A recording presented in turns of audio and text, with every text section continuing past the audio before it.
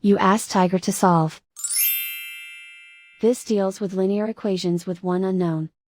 The final result is x equals -21. Let's solve it step by step. Group all x terms on the left side of the equation. Subtract 5x from both sides. Group like terms. Simplify the arithmetic.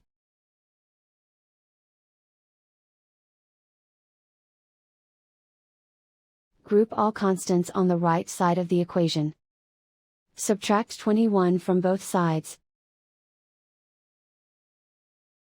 Simplify the arithmetic.